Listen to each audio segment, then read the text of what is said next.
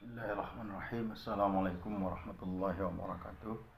Bismillah, alhamdulillah, salatu wassalamu ala rasulillah wa ala alihi wa ashabihi wa ala la khala wa la quwata illa billah ma ba'da. Sahabat-sahabat sekalian, kita mau ngaji Sirul Asrar ini.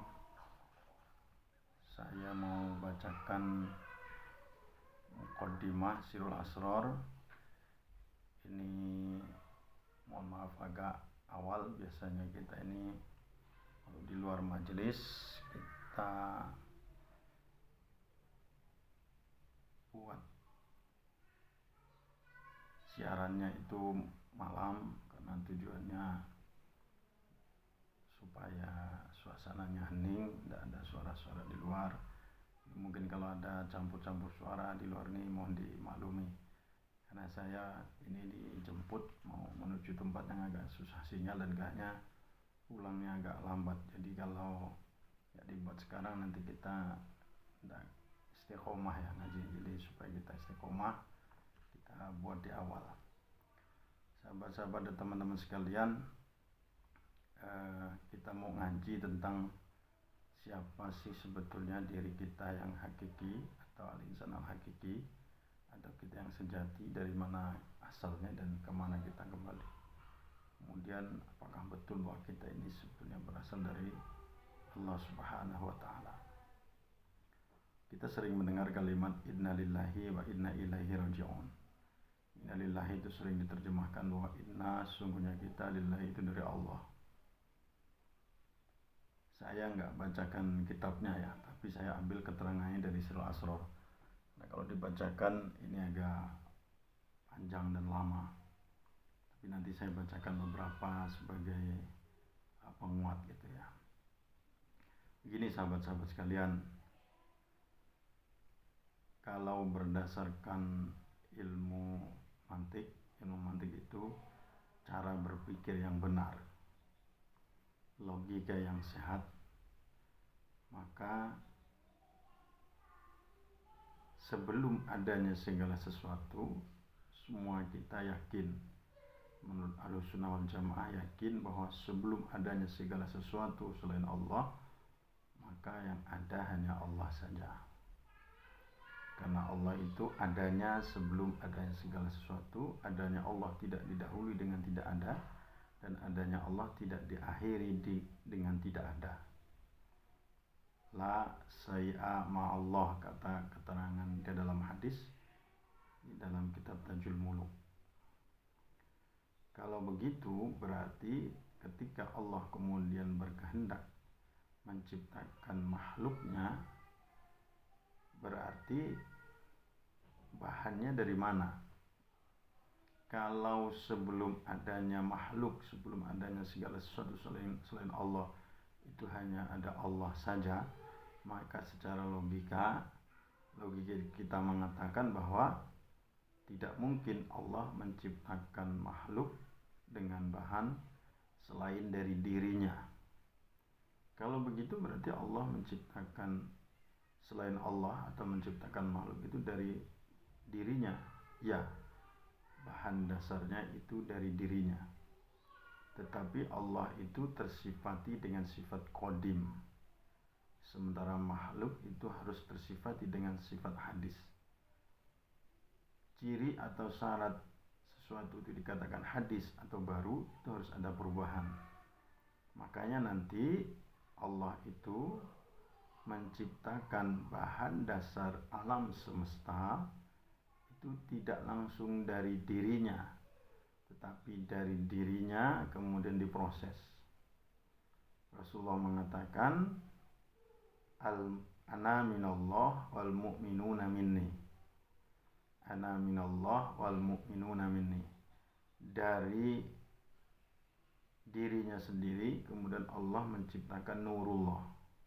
Dari nurullah kemudian diciptakan nur Muhammad. Ini yang dimaksud oleh hadis Rasulullah mengatakan ana minallah. Minallah itu artinya dari nurullah. Dari nurullah kemudian diciptakan nur Muhammad.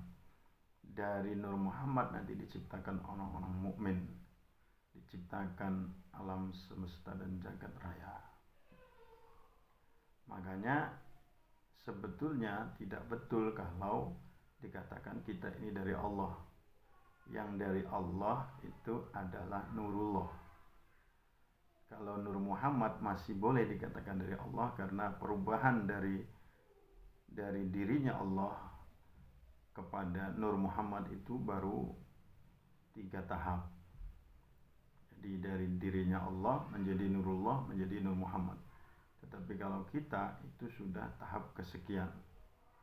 Makanya kita itu tidak berasal dari Allah, tapi berasal dari Nur Muhammad. Bahan dasar seluruh alam semesta itu adalah Nur Muhammad. Nur Muhammad itulah yang berasal dari Nurullah. Nurullah itu berasal dari Allah. Itu satu. Yang diciptakan oleh Allah dari Nur Muhammad itu apa? Yang diciptakan pertama kali adalah diri kita yang sejati, atau kitab Sirul Asrar Syekh Abdul Qadir Jailani menyebutnya al-insan al-hakiki. Siapa al-insan al-hakiki? Al-insan al-hakiki adalah laqad khalaqnal insana fi ahsani taqwim. Adalah ruh kita yang paling dasar, yang paling inti, yang pada saat itu diciptakan dengan satu nama, yaitu ahsanat taqwim. Pada saat itu tidak ada nama Tauhidin, tidak ada nama Agus, tidak ada nama Effendi, tidak ada nama siapa. Namanya hanya satu, yaitu ahsanat taqwim. Ruh Qudsi inilah yang menjadi hakikat dari diri kita, atau al-insan al-hakiki, atau orang lain menyebutnya aku atau insun sejati. Al-insan al-hakiki atau insun sejati ini tempat tinggalnya adalah di alam lahud, alam ketuhanan, di suatu tempat yang disebut dengan maq'adi sidqin 'inda malikin muqtadir.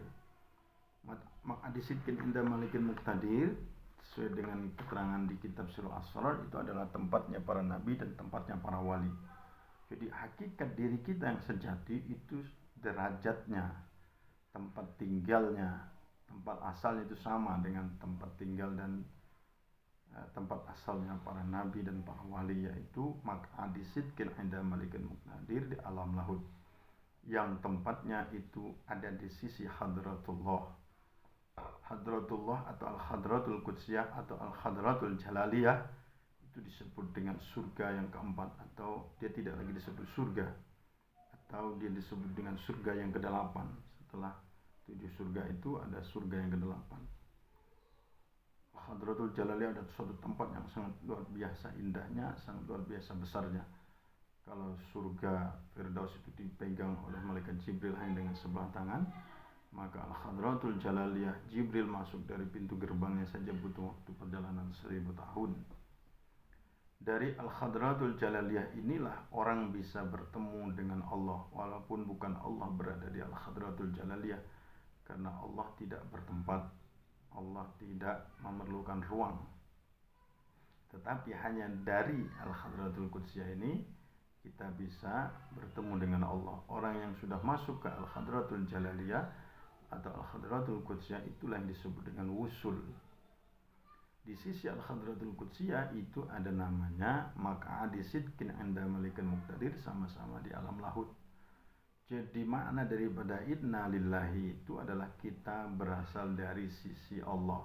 Dari sisi Allah itu maksudnya dari sisi hadratullah. Nah, dari sisi hadratullah ini di alam lahud, ketika Allah kemudian berkehendak menurunkan kita ke alam yang paling dasar untuk menambah sifat insiyah dan supaya ada jarak, karena hanya ada dekat kalau ada jauh, hanya ada bu'dah untuk memahami adanya kurbah. Maka untuk menambah insiyah dan kurbah, Allah turunkan laqad khalaqnal insana fi ahsani taqwim tsumma radadnahu asfala safilin. Kemudian Allah turunkan ke alam yang aspal, paling aspal. Alam paling aspal itu mana? Yaitu alamul mulki atau alam nasud, alam jasad ini, alam ragawi.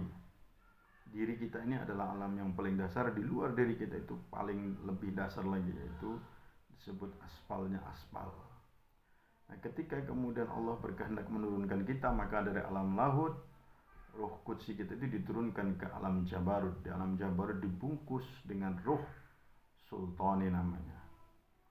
Nanti kemudian dari alam Jabarut itu turunkan lagi ke alam malakut, dibungkus dengan cahaya kemalakutan yang disebut dengan ruh ruhani. Dari alam malakut turun ke alamul mulki, sebelum kita dilahirkan dibungkus dengan roh jismani. Roh jismani inilah yang disebut nyawa, yang kalau dia keluar dari jasad maka kita akan mati. Kalau roh kudsi keluar dari jasad kita tidak mati, karena roh kudsi nanti setelah kalbu kita difutuh oleh guru mursyid, maka roh kudsi kita bisa terbang toyar menuju hadratullah. Nah, ini sahabat-sahabat sekalian, jadi kita berasal dari Nur Muhammad. Nur Muhammad berasal dari Nurullah. Nurullah berasal dari dirinya Allah sendiri. Jadi kita tidak berasal dari Allah, jelas ya. Jadi kita berasal dari Nur Muhammad, karena dari dirinya Allah kepada Nurullah, kepada Nur Muhammad, kepada diri kita, itu ada proses perubahan. Itulah yang menyebabkan kita menjadi hadis atau barang yang baru. Demikian.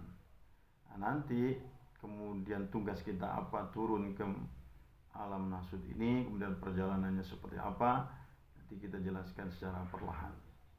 Tapi yang paling penting bagi teman-teman, sahabat-sahabat yang masih usianya belasan, 20-an, ya tidak apa-apa belum paham ini. Tapi kalau udah 40 tahun ke atas kok belum ngaji ini, hati-hati teman-teman, jangan-jangan nanti nggak tahu asalnya dari mana dan akan kemana.